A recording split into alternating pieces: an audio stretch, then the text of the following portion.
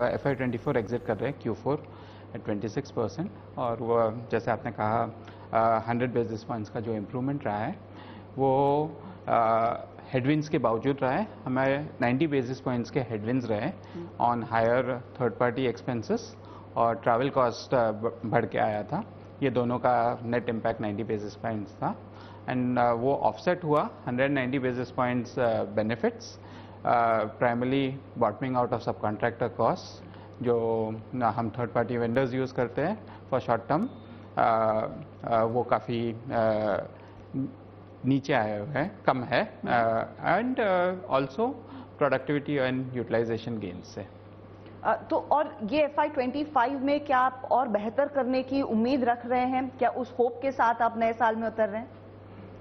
Hope तो हमेशा रहेगी। अगर हम देखें लास्ट 3 क्वार्टर्स हमने approximately 100 basis points, 110, 70, 100 basis points in each of the quarters deliver किए हैं। आई थिंक ओवरऑल वो परफॉर्मेंस काफ़ी अच्छा रहा है, एंड हमारा फोकस डिसिप्लिन्ड एग्जीक्यूशन पे रहेगा, एंड ऑपरेशनल रिगर का जो स्टेज हमने सेट किया हुआ है वो हम कंटिन्यू करना चाहेंगे। जब पिछले क्वार्टर से इस क्वार्टर में आप अब अपने आप को एनालाइज करते हैं, डिस्क्रिशनरी स्पेंड्स जो कम हो रहे थे, क्या उसमें कुछ वापसी आती हुई दिखाई दे रही है? क्या विजिबिलिटी क्लाइंट्स की तरफ से खर्च की, प्राइसिंग की कुछ बेहतर हो रही है या नहीं?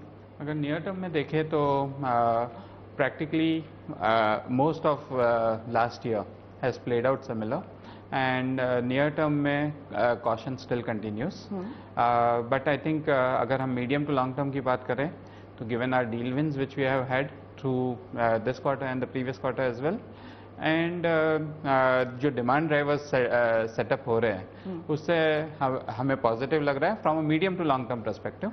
Near term client caution still continues. Okay, क्योंकि demand drivers medium to long term में बेहतर लग रहे हैं, उस लिहाज से फिर क्या हायरिंग का नंबर FY25 में 40,000 का ही रहेगा या फिर उससे कुछ बेहतर हो सकता है मिले?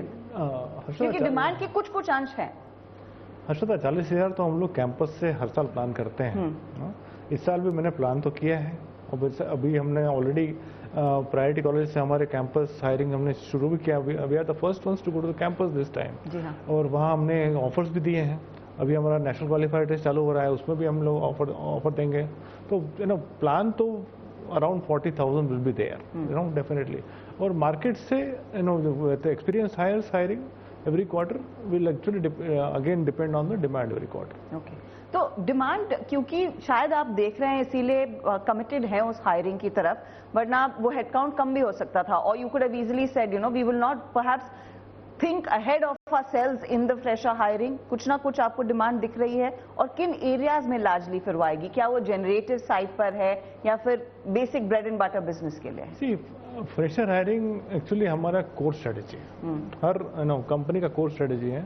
हर साल हम लोग हायर करते हैं हम, और we believe it's our responsibility to get them to basically become industry ready. academia does their job, there's significant job which we need to do after that and which we do, और वो हमको वो अभी कल हम लोग किसी दूसरी टेक्नोलॉजी पे कर रहे थे, AI पे करेंगे, GenAI पे करेंगे, वो सब चल रहा है, ऑलरेडी चल रहा है। सो that is actually the way business as usual for us. We will continue to do that, and we'll keep the business talent ready to be productive for whatever is coming in front of us. Okay, तो talent ready रहेगा for whatever is coming in front of you. What are the deal wins reflecting?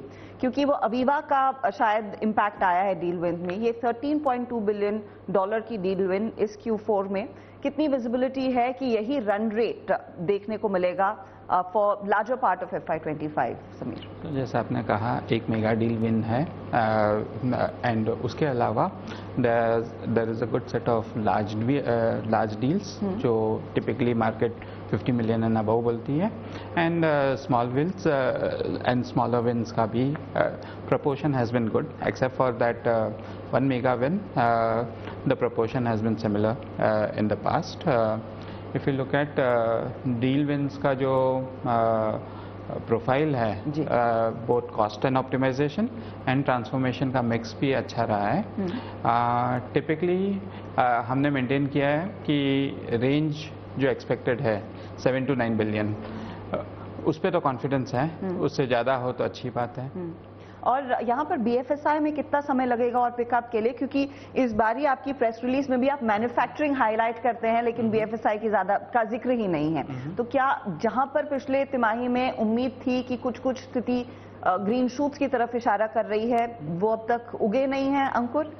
हाँ, अगर देखें तो medium to short term में the way it strikes out, अगर large banks वगैरह का देखें तो उनका टेक्नोलॉजी डेट काफ़ी हाई है, तो उनको इन्वेस्ट करना है, it's a matter of time and that's where अगर हमारा medium to term long term देखें and with how it has played out for BFSI, interest rates वगैरह का they were net beneficiaries.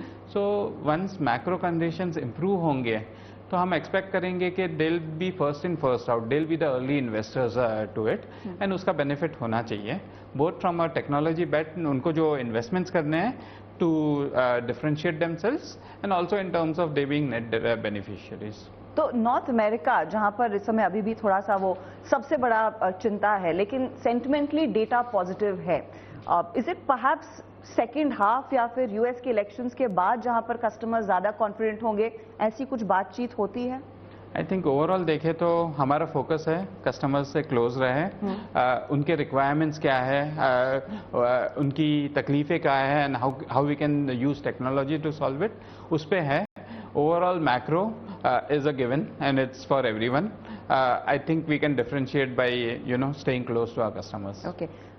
Milind, आपने कहा कि हायरिंग का सिलसिला जैसा पहले प्लान्ड है वैसा ही रहेगा। आपने एनुअल इंक्रीमेंट्स भी अनाउंस किए हैं, तो डबल डिजिट टॉप परफॉर्मर्स या फिर you are going to go beyond your top performers also, किस तरह से आप पेश करने वाले हैं इंक्रीमेंट्स को? मुझे बहुत खुशी है कि हम लोग इंक्रीमेंट्स हमने हर साल की तरह इस बार भी अप्रैल में दे रहे हैं, और इंक्रीमेंट कैसा है कि it is ranging from 4.5 to 7%. For most people they will be in that range. Okay. And our top performers will be in double-digit growth. Okay. We will have double-digit hikes. તો આ રીતે TCSના